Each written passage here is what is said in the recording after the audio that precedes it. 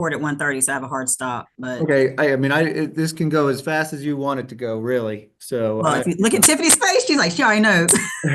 We'll be out of here in 22 minutes. It's like, say less. All right. Well, good afternoon, everyone. It's such a pleasure to have you for our first board meeting for the CLE committee meeting. My name is Ashley Parker. I'm a district court judge in Wake County, and I'm honored to serve as the chair this year. So what I'd like to do first is as I call this meeting to order at 12:33 p.m., I would like us to do introductions, please. And so we will start with the most important person in the room, which is Peter Bolak, our esteemed executive director that we are so proud of and former attorney for this board. So are you leaving us or because you can't? So I mean, I can't, I'm not going to right away, but we do have some changes there in terms of a new director of CLE that I'll happily introduce Nicole for. So hi, everyone. For the new board members, I'm Peter Bolak. I was been the CLE director for 5 or 6 years now. I was the assistant executive director at the state bar, and then as of Halloween, I was sworn in as the new executive director and secretary, replacing Alice Mine, who retired at the end of the year. So I've got a new gig here, and that is going to necessitate me not being the official CLE director anymore. But you are in excellent hands for the fact that we have two new additions that I would love to introduce. Is not only am I leaving, we had Deborah Holland retire at the end of the year as well after 40 plus years at the state bar, but we have a new managing director, Lauren Steins, who is just going to be phenomenal. She's doing a great job. Lauren, if you would just introduce yourself and kind of tell everyone where you came from and all of that, and then I'll introduce the other new staff member for us. Yeah, sure. So, like you said, I'm Lauren. I've emailed back and forth with a few of you, but I haven't necessarily like actually met you. So it's great to kind of meet everybody in this Zoom environment. I technically started here on November the 15th, and then kind of worked through a transition with Deborah as she left at the beginning of December. Prior to my coming here, I was a Wake County magistrate, and I felt that I wanted to transition to something a little bit different. So the opportunity to come to the state bar made itself known, and I was very excited to step into this role and to start learning things and meeting all these new people and the great people that work here, as well as the people that are on our boards. So very happy to be here. Work with me, bear with me as I'm learning my role and working with everybody as well. But I'm very happy and excited to see all of you.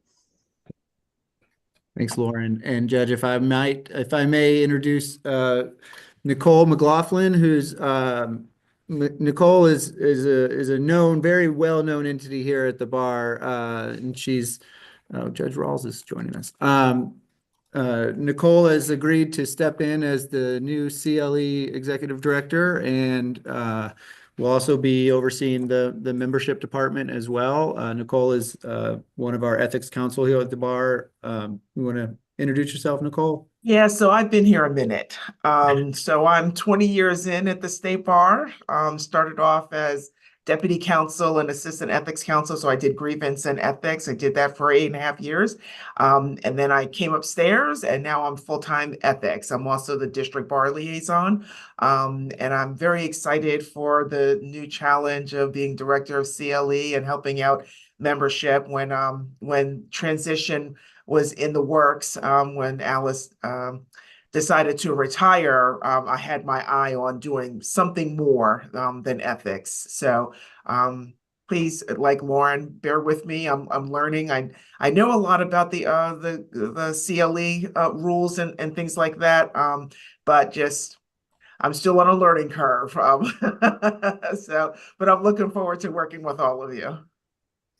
And I will be around and attend as many of these meetings for the foreseeable future as necessary until we all get on solid footing. So don't worry about that. I'll still be here to help as much as we need to, but I can't imagine with these two great great additions that it'll take too long before I am no longer needed at all.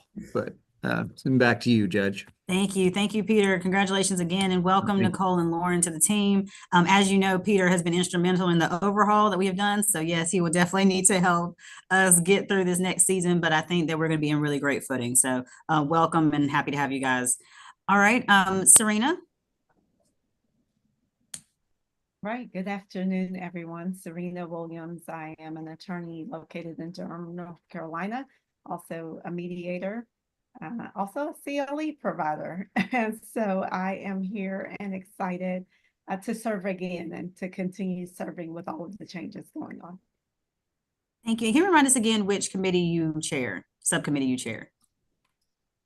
Just got that appointment. So one moment. I think it is, Lauren, please help me. It's the CLE approval when people are- Accreditation, is that it?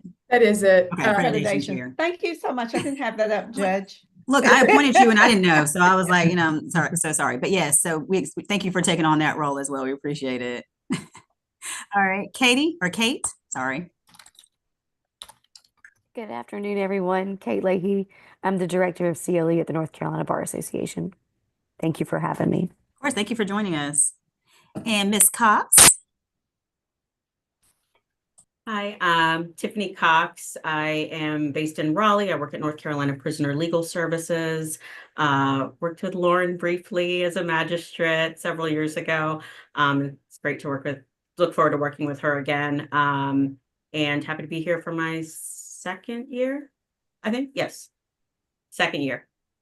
And you are also our new exemptions chair. That's right, exemptions. I did my first batch, so feeling pretty good. Well, as someone who did it for 3 years, when I tell y'all I could not be happier to pass on that baton, honey. So thank you for taking on course. that role. We all appreciate you. So, and if you need anything, let me know. All right, thank you. Hey, Rachel. Hey, Judge. I'm Rachel Beard. I am a partner at Wake Family Law Group, which is a family law firm in Raleigh. I'm brand new and I'm excited to be here. We're excited to have you and to pass along the information. Hair looks great, by the way. Thanks, Judge. I appreciate it. You're welcome. All right. And then Jay Height. Hello, everyone. Hey. Height Philback, Balin Dixon Law Firm. I've been practicing civil rights and employment law for about a little more 32 years, something like that. Love it. And I see a lot of familiar names here, and I really look forward to working with everyone and also becoming acquainted. I think it's going to be a great term. And as a rookie, I look forward to it. Well, awesome. We're so happy to have you. Welcome. And love that background. I just want to like all this is just amazing. Thank you. That's 32 years of pure love right there. It's one of those rate my room 10 out of 10s, right? Right. 10 out of 10 for sure. For sure. All right, Veronica, hello. Hello, I am Veronica McCoy. I am the Senior Director of Education at North Carolina Advocates for Justice. Thank you guys for having me. Thank you for being here. We appreciate it. Judge Rawls. Hello, everyone. I'm retired Judge Eddie Rawls, supposed to be in Wake County today, but called out sick yesterday, so I'm here. Girl, it's going around, honey. So I'm glad you're take your time because it's bad. I felt almost okay, but I kept having some crazy coughing spells that made me say they're not okay with me being okay.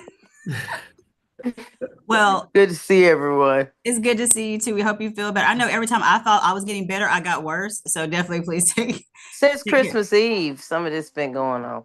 Yes, everybody take care of yourself. There's something going around for real. But thank you, Judge. Good to see you again. All right, so we're going to move into our approval of the October 7th meeting minutes from that meeting. I know some of you were not board members yet, but either way, if anybody has any changes or questions or issues with those minutes, can you please state those now? All right, do we have a motion to approve the minutes? I'll make approve. Oh, sorry. That was Tiffany first, so I'll second. Okay, thank you. Did we get that, Tiffany? And who was second? I'm sorry. Serena. Serena, thank you. All right, so a motion and a second. All in favor? Aye. All right, any opposed? Great, thank you. So the minutes will be approved. All right, looking at the review and approval of our CLE financial statements ending on October 31st, 2024. Peter, were you taking care of that, or was that Nicole? Yes, I'll take care of that. Okay. These are through, we will have year-end financials that we will be able to share and get approved at a future meeting. They're still being wrapped up, obviously, it being so early in the year. So these are through October. I believe at our last meeting, we'd actually even looked at the financials through September. So this doesn't add a lot of additional information for you, but everything was in order. We ended up with the year with significant surplus to allow us to give $370,000 approximately to the LAP program, which is what the policy is in terms of additional funds received goes to support the lawyer assistance program as a sister competency program. And everything this year was in order. We had additional funds just because it was this combination of collecting fees from 2023 and late fees and compliance fees from the old rules, combined with the revenue from the annual attendance, CLE attendance fee, and the sponsorship applications. The revenue for 2024 looks solid. 2025 is going to be a different story, and we'll talk about that when we get into the budget talk. Awesome. All right. Does anybody have any questions about those financial statements? All right, do we have a motion to approve?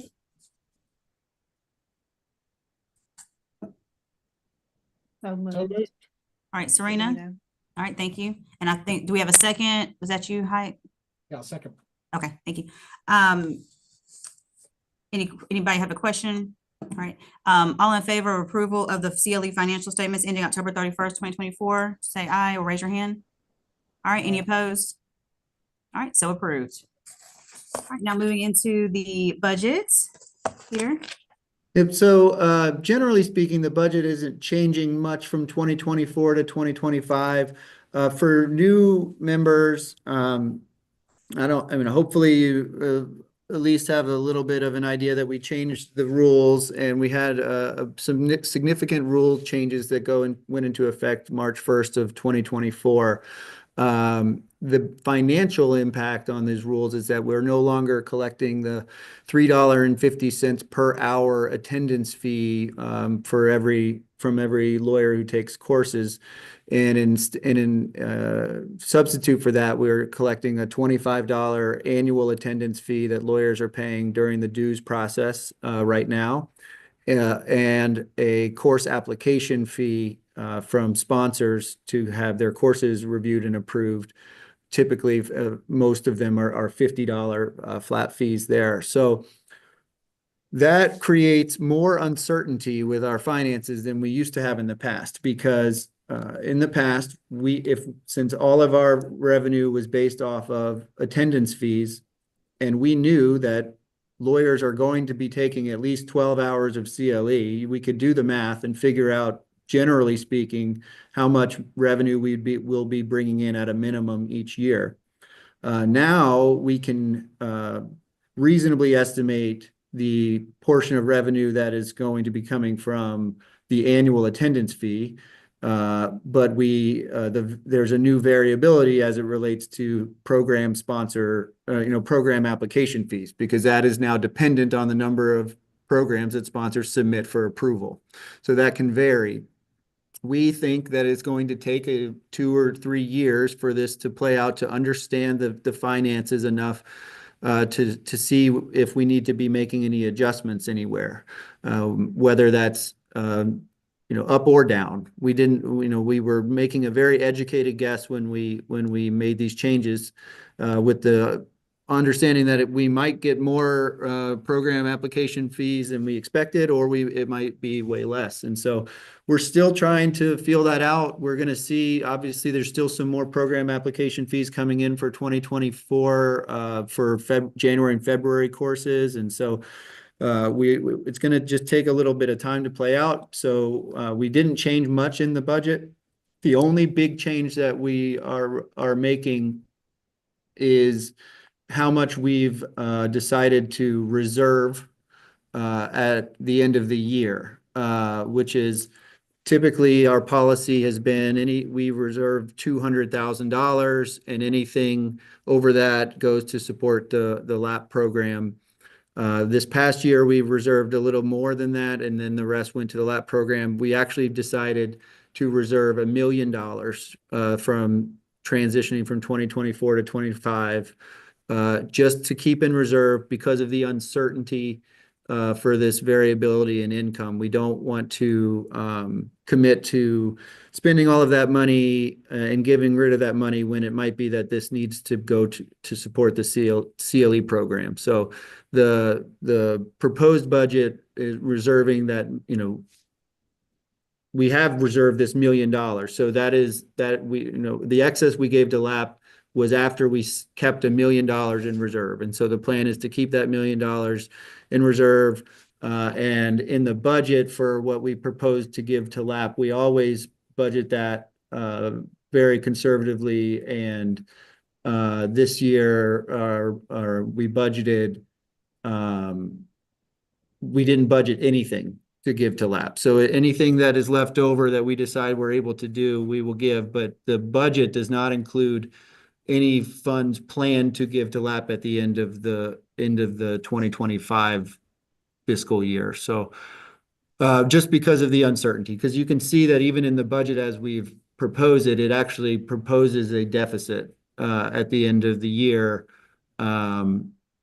And it's going to be dependent on how these program application fees and especially compliance fees that are new this year, how that, what that collection number is, because this will be the first year that we have compliance fees for the new rules. It's just still that bit of uncertainty. So because of that, which is, we don't normally run a deficit, we've been conservative with this and are retaining that extra money. So, but generally all of the, the budget notes, we have budget notes here. Certainly happy to answer any questions about those. Most of these things are standard from year to year, especially a lot of the expenses. The real the variability is in what we are trying to guess what our income is going to be for 2025. Serena? Yeah. Thank you for that. In the budget, I'm wondering, especially since there's transition taking place, if we have a goal of when to review the overage or surplus for LAP. Will that be December of 2025 or will that be December of 2026 as we kind of go to these rules? When will we be looking at if our budget is right? I mean, I know this is the very first year of the prediction, but if we don't have them budgeted in to give and there is money to give, what will be the kind of new standard for that? And when should we look to be reviewing how to give or when to fund LAP? I think that's a great question. We might have a pretty good idea on how some of this is going to play out after the compliance period ends, sometime in this, by summertime. So when we get back together, we'll have meetings. We'll have a meeting in the late spring or our retreat time. We could certainly see what we have there and take a look at it, do a financial review there. But by October, we should have a better idea on if we need to have change our policy for what excess funds we want to give to LAP, if there are any, or funds from our reserve. Even if we maybe don't have excess funds in the budget, but from this $1 million reserve that we've kept, we realize that we haven't needed to touch it. Could we start to draw that reserve back down again?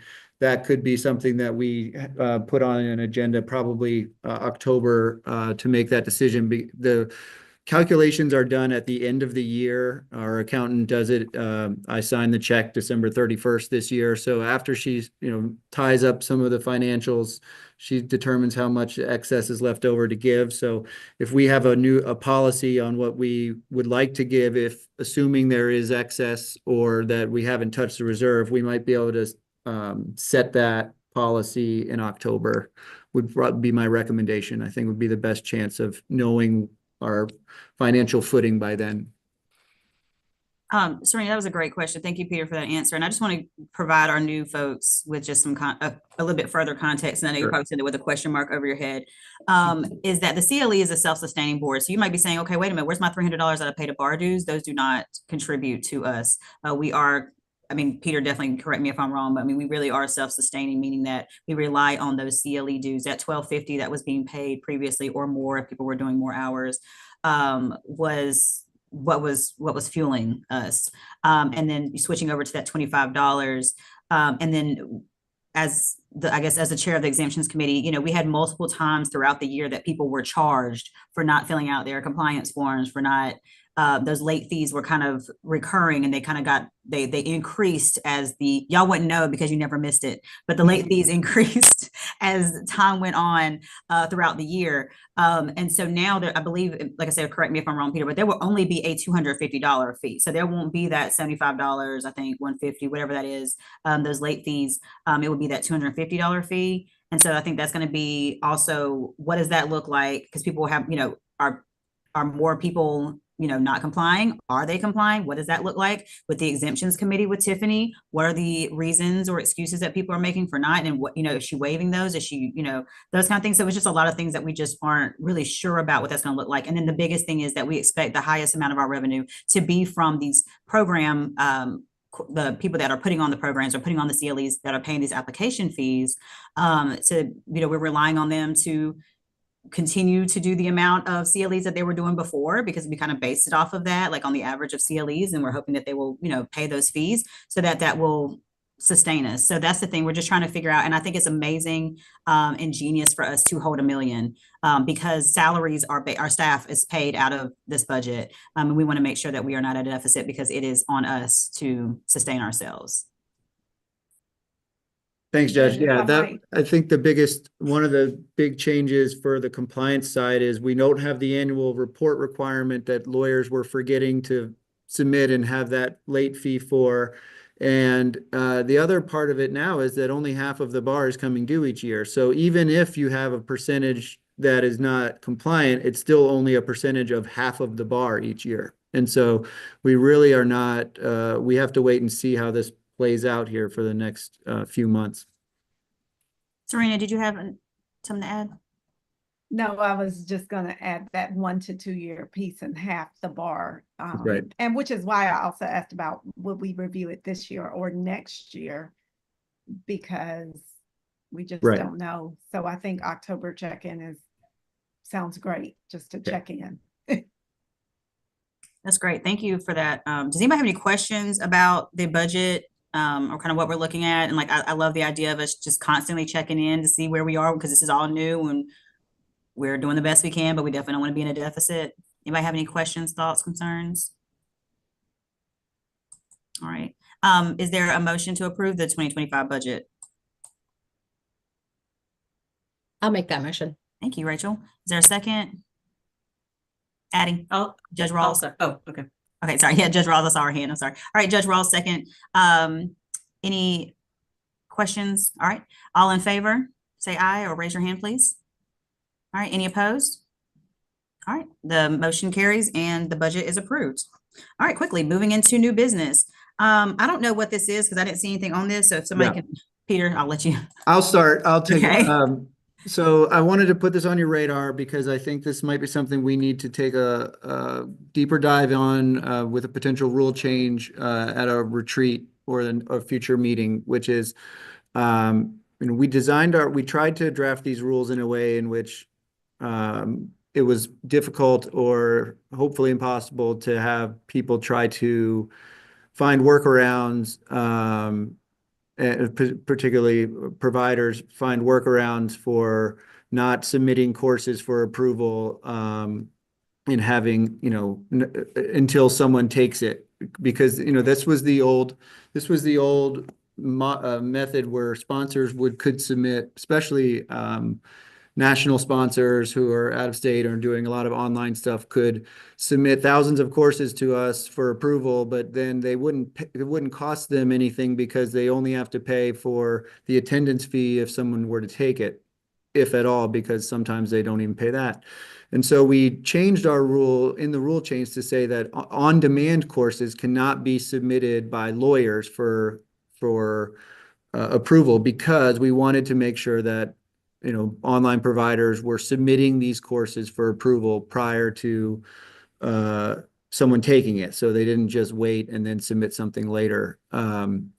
There does seem to be a risk that this is being, I don't want to say the word abused, but it is, we are seeing issues with providers who are advertising their courses that are not on demand. They are live, but they're online webcasts, online live courses. They're advertising them to North Carolina lawyers, but they've not been submitted for approval. They're not being advertised as approved for credit, but they are being advertised.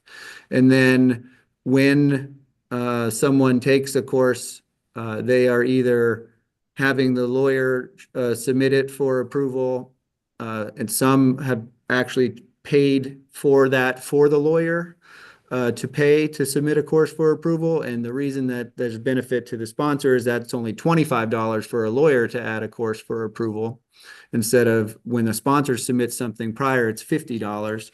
And so it feels and seems like this is being a workaround to the requirement that you actually submit your courses for approval. We made the step to prevent this for on demand, but there is nothing that's stopping it right now for potential just the live online courses. I've looked at other states, and other states that have application fees have prohibitions on any computer-based course being submitted by lawyers after the fact. I think for this very reason, we did on demand, but we didn't do live webcast type situations. And so I think it's worth us looking to see if this is something we need to amend our rules for, to try to prevent, because I think the spirit of our rule change was clear that we did not want this to be used as a workaround in a way that it is being used, at least in a few examples that we've seen so far by some of the national sponsors. I 100% support that. I mean, we knew who would have thought we need to do this extra step, but I would like to see, Peter, if possible, I don't want to wait until the retreat. Okay. Is it possible to go ahead and begin that process of us looking at the rule? And so our next meeting, we can go ahead and try to get it before the council at their July meeting. Yeah, we will definitely have a rule for you. I just wanted to get the committees kind of go ahead to start drafting something, so with the next time we meet, we have something before you to get reviewed and approved. Is everybody okay with that? Yeah, I think sooner the better. Get that. Absolutely. Okay. We don't even want to take an advantage, and like you said, they're going to do it, and once they figure out that it's working, they're going to keep going, and that's us losing money, which is hurting us later. Well, I mean, for example, we had a sponsor in which it was a check submitted for a lawyer's request to add a course for approval, that the check was actually written by the sponsor. And so it's not the spirit of what we were going for here. And so we'll continue. I'll look at the rules from the other states to make sure we get it right, and then have Lauren, Nicole, and I will bring something back to the board for review and approval. Awesome. Thank you guys so much. We appreciate that. All right. So the request for PWB modifications. So this was the email, right, Lauren, that we had to follow up on. Did everybody have a chance to take a look at that? Did it make sense to y'all? So this is what I thought he was saying, is that he's trying to create this program, I guess a special CLE, I'm assuming. And it sounds like he wants to talk about how to deal with clients who have mental health issues. Is that what y'all gathered from it? Yeah.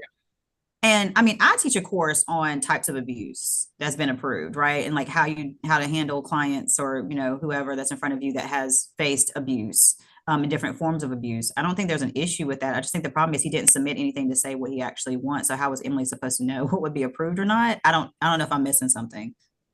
Well, I think one of the issues is that the professional well-being credit is designed to support, for lawyers to deal with their particular issues. Okay, gotcha. And it's not necessarily to train lawyers how to deal with these issues with others. I mean, it's a personal improvement type, their own well-being, lawyers' well-being. And I mean, there are ways that a course like that could be approved for other types of credit or things. But as it relates to professional well-being, it typically has been about the lawyer as an individual, their potential mental health and substance abuse issues and well-being, and not how to deal with that with others necessarily.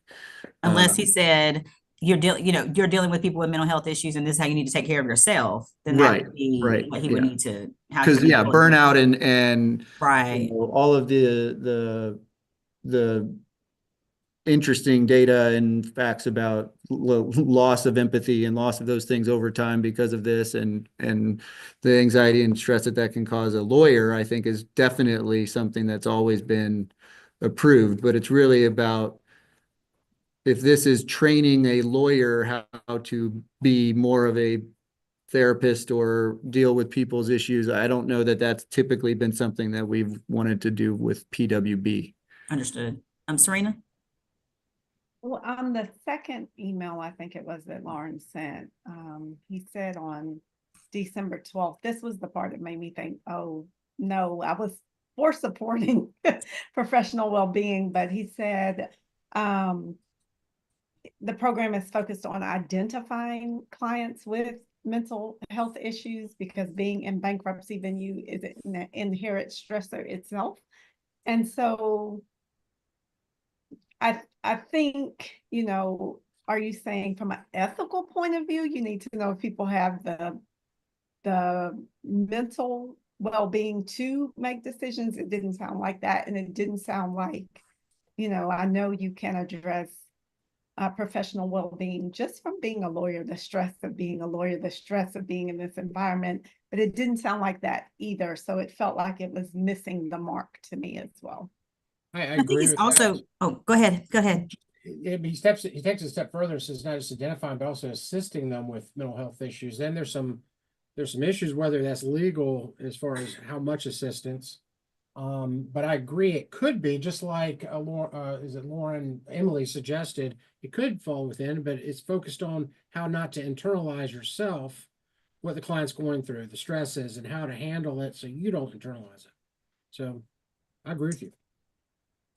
Additionally, I mean, I think he's asking us to broaden the scope. I mean, that would be a rule change, right, Peter? Like, I mean, it's like, are we really going to go outside of that when it can be proved for general CLE credit, to your point, Peter, but not necessarily for this particular credit, asking for that specific thing that he's asking for. Is that my understanding? That's my understanding. That's my recommendation as well, is that we do our best to keep the PWB scope tied to the health of the lawyers, which is what we're really looking at. Yeah. Anybody Seems else have to me any he's thoughts? got- Rachel? I'm sorry. It seems to me he's got two CLE ideas in here.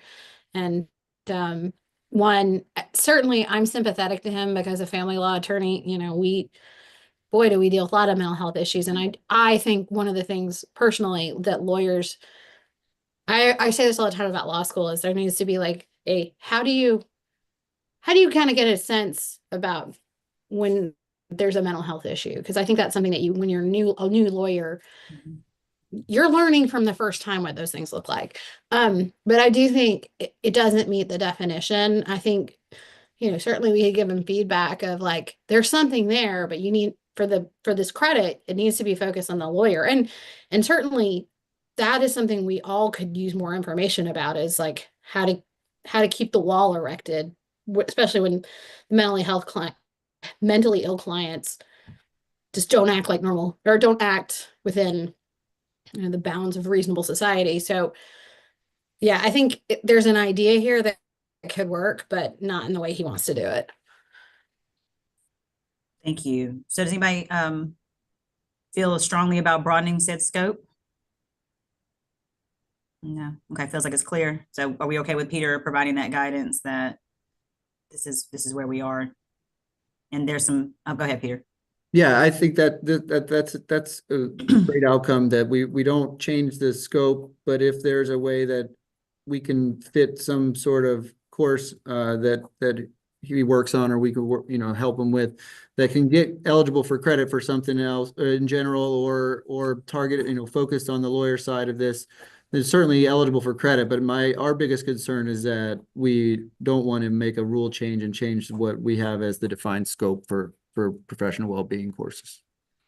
Yeah, I mean, he's laid it out in here. He said, I guess it's certainly possible to show and discuss how draining dealing with client mental health can be in a lawyer's well-being. So I think it sounds like he knows where it could fit or should fit, but it's not fitting possibly with what he's thinking, which is totally fine. It's just not going to fall in this bucket. It will fall in this bucket lesson until you get it over here. Right. Right. Okay. Great. Thank you all so much. All right. And then lastly, subsection C, credit for non-traditional teaching. Looks like this was submitted from an attorney in regards to the I'm sorry, not the executive director or CLE coordinator for Mecklenburg County Bar Association, who she appears to be indicating that they would like to teach high school students and use that as a CLE credit. Is that what I'm understanding, Peter? Yes. And so Rule 1523 talks about ways you can get credit for non-traditional programs and activities, and one of them is teaching law courses. It shows that you can get credit for teaching at a law school, you can get credit for teaching at a grad school, paralegal school, and then there is paragraph 4 that talks about other law courses, and it really is the board in its discretion may give CLE credit to a member for teaching law courses at other schools or programs. So this is within the discretion of the board. I actually think I didn't have any issue with giving CLE credit for this. I just wanted to, this was a board decision that we wanted to put in front of the board, make sure you're aware of it. And if you had concerns or, yes or a yay or nay on it, but there is a authority for the board to give credit for teaching law courses at other institutions and schools and programs. Peter, may I ask a question on Sure. this as well? Typically, when someone presents at a CLE, they get 3 times the credit hour, right? And this request is for 1 hour for the 1 hour that they're teaching. Is that correct? Yes, and that is generally the case for teaching law courses that are not CLEs. And so the rule says it's you get 1 hour of CLE credit for every 50 to 60 minutes of teaching. Okay. So it's not this isn't one of the 6 times rules, because there's not the anticipated time being spent and that's dedicated specifically just to preparing for that CLE. A lot of times it's law professors being paid to do this. They shouldn't get extra credit because they're doing their work. It's those people who are volunteering to teach at a CLE and have to put together all the materials and prep for it outside of their normal scope of time. But, yeah. Okay. So it seems to me, and I'm just trying to get clarity. I mean, it seems to me like this is like really just, I'm going to a school and I'm volunteering these hours and I'm talking. I don't know if it looked like to me that it was a formal presentation. It just seems like volunteers are going into the school and talking to students for an hour. It doesn't, I don't know if that's something. Yeah, I don't think there's, based off what has been sent in, is necessarily ready to like just approve this. I think they were hoping just the general idea could be if they taught something to the high schoolers about law, and it wasn't just, take your career day style. If there was actually some teaching about law for a period of time, could this be given credit? I think she mentioned that she would submit specific topics and speakers and all of that for review, but wanted to get a kind of a preliminary read if that would be something that would be eligible if that were the case at a camp like this. Yeah, because looking at the first page, she says attorneys I'm sorry, the first sentence, attorney volunteers would provide 60 to 75 minutes of instruction, which cool, right? Instruction. But it says about their practice area and the pathways to practicing. Like you said, as long as it's not like I'm just getting up there and giving a speech for an hour about what Yeah. I do, right? But it's like you I said, think that can be the guidance we give them, that make sure that it has some substance to it, that is not just, being a lawyer is great, you should do it. Right. right. Because I feel like that would open up a can of worms. I mean, because I do it, and I'm speaking to somebody who does it all the time. I go to high schools and elementary schools and all the time, and I do all kind of things and just talk to kids and all of Right. that. But it's like that's great. You should want to do that. That's amazing. But is that a 1 hour credit CLE course? Right. We can give her that guidance to make sure that if, that should be the line, is that it's generally not going to be, it's not something that is prohibited, but it does need to be substantive enough to hit that threshold for CLE credit. Rachel. Yeah, I tend to think that if somebody's going to, I was thinking about this and listening to Judge Parker, people are probably going to add this to their pro bono hours that they report to the court. And so I kind of have a hard time saying, oh, you should get CLE credit for your pro bono work. It seems also to me that this does not require really any real preparation time. I mean, just looking at the key deliverables, I mean, I could figure that out to go talk about this in 2 seconds. And so to me, if there's not more there, it doesn't seem like it should get any credit. Rachel, that's an excellent point. And if you work for the state in a state agency, a lot of times they give you 24 hours of community service time as well, right? That you can go. So it would almost be like double dipping, possibly, like to your point, right? I just think it definitely needs to be structured as far as what they're doing, but not just I showed up in my, at these kids' school at this camp and I'm speaking. Like I said, I do that constantly, but I don't think it at all warrants me getting a credit for it because I'm literally just coming off the cuff. We're lawyers, we can do that, right? We can just talk about ourselves. So yeah. Yeah, I think the idea in the rule talks about teaching law courses at other schools or programs. So like it would need to be, and the other paragraphs talk about substantive law or a class on substantive law. So it would need to hit that threshold, even if I think really what we can tell them is that this school is not prohibit, this could be eligible, but we definitely are not going to the point to say, yes, everyone's going to get this. It really is going to be dependent on what's submitted for what's being taught. And knowing and giving the guidance that it needs to be, substantive, that would be outside of what you would do if you were just popping into a class to talk about being a lawyer. And lastly, I I'll think say, the question that oh, yes, Serena. sorry, I apologize. You're fine. Go ahead. The question that arises for me is, are we already doing this? I know that there's several law schools that provide a high school legal camp. And I don't remember from working at the law school being provided CLE credit for that. And I'm just curious if we're going to open a can of worms for all of the bars who also want to do something for the youth to substitute legal credit for CLEs, sort of like Rachel was saying with the volunteer hours, the pro bono hours, all of those things. And are we prepared for those law schools that have been doing this for years to now submit that we saw you did this for Mecklenburg, we too want CLE credit? So I don't know if we already do that for some of the schools. I don't know the background for that. I'm not sure that, at least as far as I'm aware, I don't remember those being submitted for credit or approving or denying those. I definitely agree and see what you're saying. And I'm not, if we, I think could make very clear that this is, while it's not something the board has rejected out of the hand, it's, it needs to meet a very high threshold, but it is also I'm a little less worried about a big impact because it's not the 6 times credit, that you're getting, so they're only getting the actual time.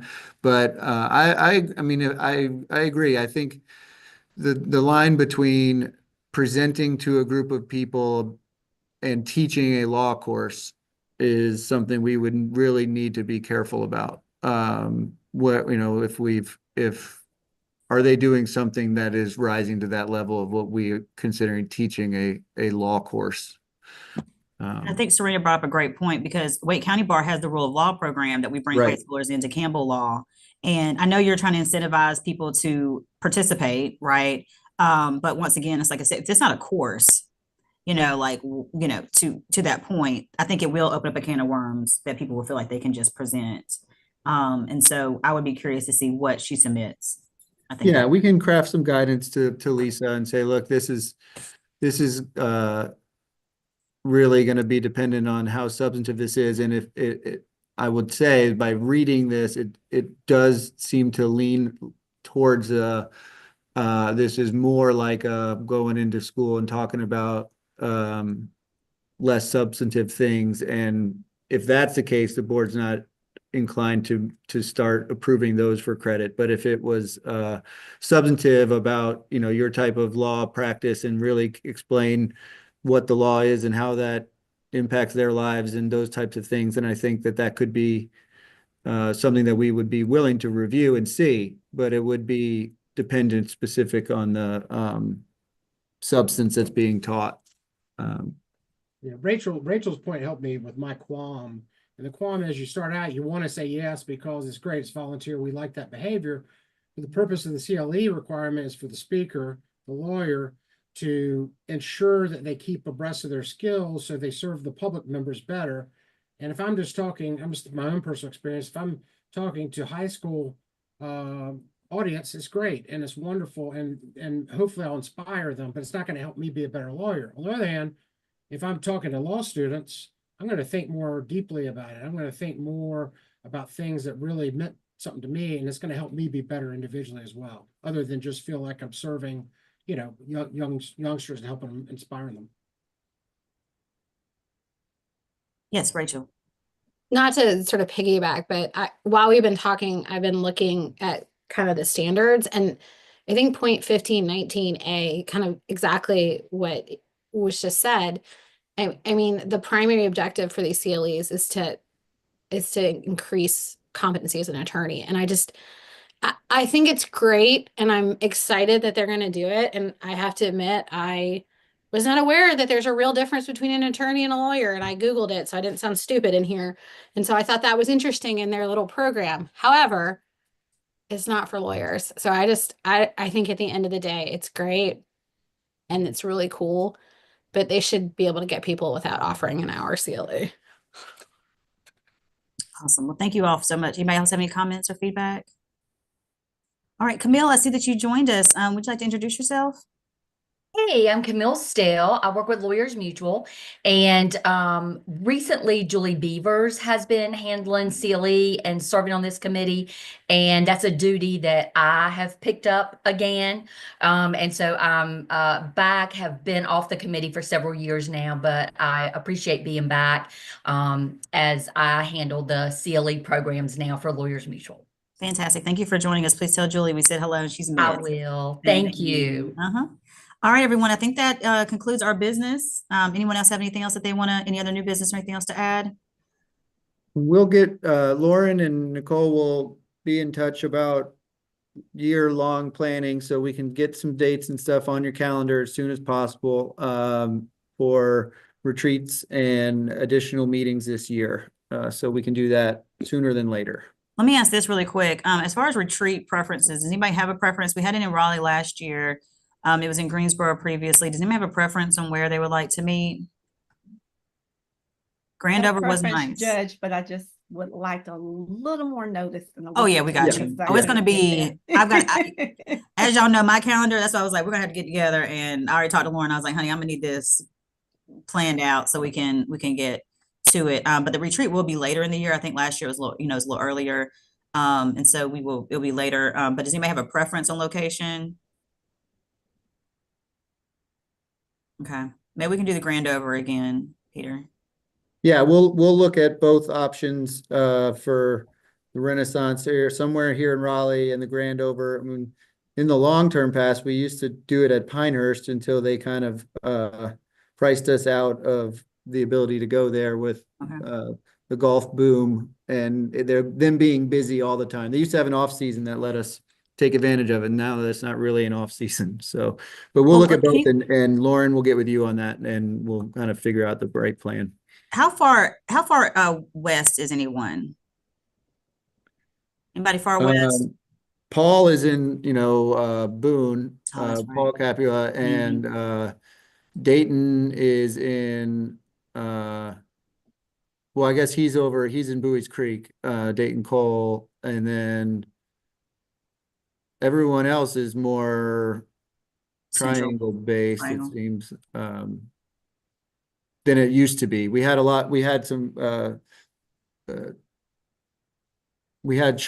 more Charlotte people up until recently, and so I was gonna say Wilmington might also be an option if okay, Paul is okay with that. So we'll check with him.